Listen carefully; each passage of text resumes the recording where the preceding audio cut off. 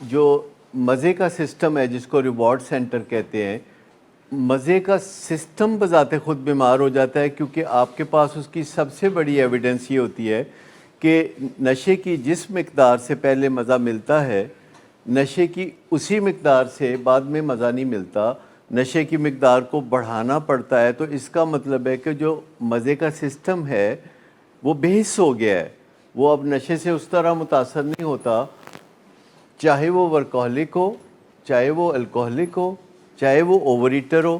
Over eater کو بھی کبھی کبھی لگتا ہے کہ یہ میں کافی بڑی بڑی مقدار میں چیزیں کھا رہا ہوں لیکن مجھے اس طرح مزہ نہیں آ رہا ہے، اور وہ مزے کو جب کھو دیتا ہے تو وہ کوانٹٹی سے کسی نہ کسی طریقے سے مزے کو پورا کرنا چاہتا ہے، اور اس سے مزہ پورا نہیں ہوتا، اخیر میں ندامت ہے۔ اوور ایٹر کے لیے بھی ندامت ہے۔ جو ریوارڈ سسٹم ہے اس کو درست کرنے کی ضرورت ہے، اور وہ درست ہوگا جب آپ بہت آسانی سے ایک دوسرے سسٹم کے تحت زندگی گزارنا شروع کریں گے۔ مرکز فسادات کی جگہ اگر آپ اپنی زندگی گزارنا شروع کریں دماغ کے اس حصے سے جس کو ہم ہیومن برین کہتے ہیں، because this is unique to human being, یہ اینیملز میں لاکڈ ہوتا ہے،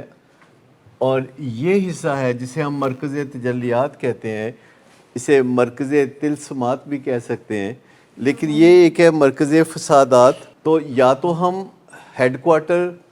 یہاں بناتے ہیں، یا پھر ہیڈ کوارٹر یہاں ہونا چاہیے جہاں سے یہ بلونگ کرتا ہے، لیکن کیسے یہ آہستہ آہستہ ادھر جا پھنستا ہے اور کیسے ہم اس کو واپس یہاں لے جائیں، یہ ایک ہماری زندگی میں ممکن ہے۔ ایٹ اے بگر اسکیل شاید یہ اتنا آسانی سے ممکن نہ ہو، لیکن ہماری زندگی میں ممکن ہے کہ ہم اس کو تھوڑا سست کر دیں اور اس کو تھوڑا چست کریں۔